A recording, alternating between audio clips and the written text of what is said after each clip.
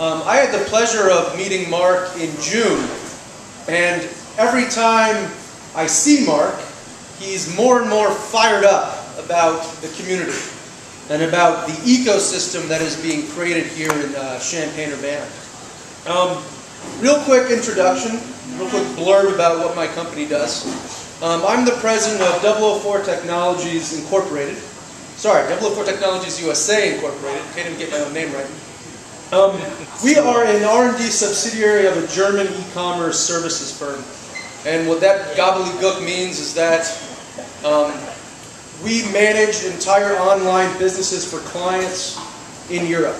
The parent company is based out of Aschaffenburg, Germany, which is about 20 kilometers east of Frankfurt. And where we come in is we develop mobile applications for our clients. Now, 5 years ago, before the iPhone, when retailers in Europe would come to 004 and they said, will you please optimize our web presence, they simply meant, can you build us a web shop that's accessible by customers through their laptop or their desktop? Well now, lo and behold, everybody wants to shop on their mobile device, and that's where we come in. So we're developing mobile commerce, business, and productivity applications for clients out of Europe. And we're using those projects to subsidize our business development work here in the US. So what I wanted to talk about, because 004, our operation here, is not your traditional startup, because we're not dependent on venture capital coming from someone like Tim and Sarah Ventures. We are entirely internally funded.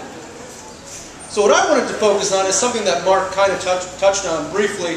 And it's that idea of how do you build a team when you're just starting out?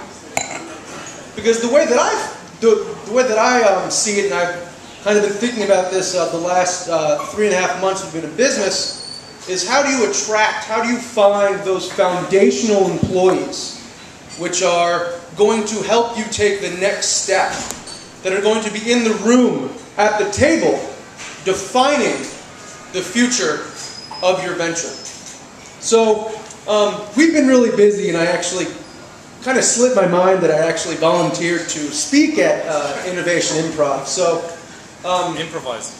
Yes, exactly. So last night I finished a prototype we're working on for a UK business intelligence provider, and I thought to myself, well, shoot, I better at least look at some materials and think about what I'm going to say.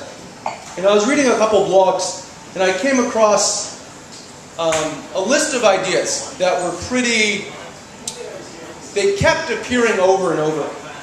So I wanted to share them with you. The first characteristic that I look for, or that I have looked for in my pursuit of talent, here in this community and also outside, in the 2 new hires that we've just actually brought on this month, is that I'm looking for, and I think everyone is looking for, individuals who will check their ego at the door, right?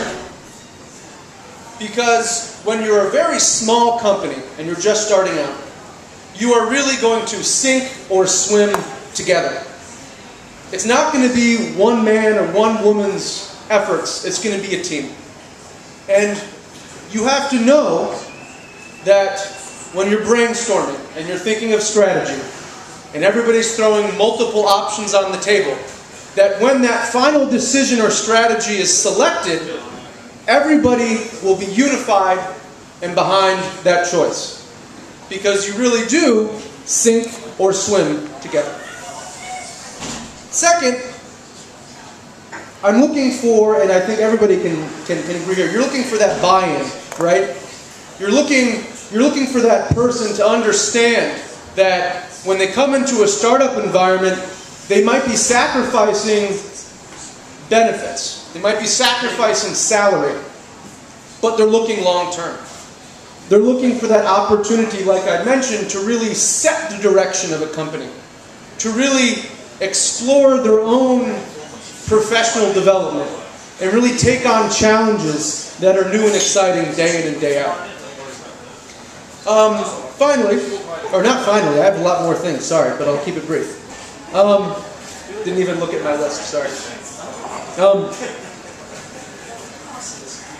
I think when when you're identifying those foundational employees, you're looking for individuals who will have the ability to lead, because everybody, when they start a business, you have, let's be honest, you think about, where am I going to be in 2-3 years when I'm managing not 10 employees, not 20 employees, but maybe 120 employees? I don't know. You think big, and I think that if anyone tells you not to think big and only focus on the here and now, then talk to someone else, because I think it's very important to have ideas and goals. Because if you don't have goals and objectives, then how are you going to get somewhere?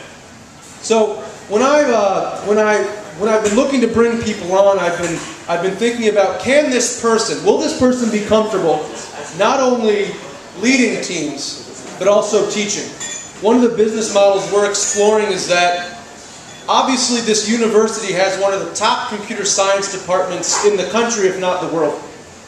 Now in the environment we operate in, it's constantly changing. So we see the CS department as a talent pipeline. So we're looking for full-time hires to come in to also serve as mentors of interns that are going to be coming on hopefully next month, because we'll be attending the career fair in 2 days. But regardless, so to sum things up, I would say when you're looking for a foundational employee, you're looking for someone who buys into the mission, who's not going to play politics, who's willing to lead and take the initiative. And what I think is probably most important is that someone who has integrity and trust. Because as a person who's starting a business, you are investing your time and your commitment to that business. You want to find that person who you trust to take your baby, so to speak, and run with it. Thank you.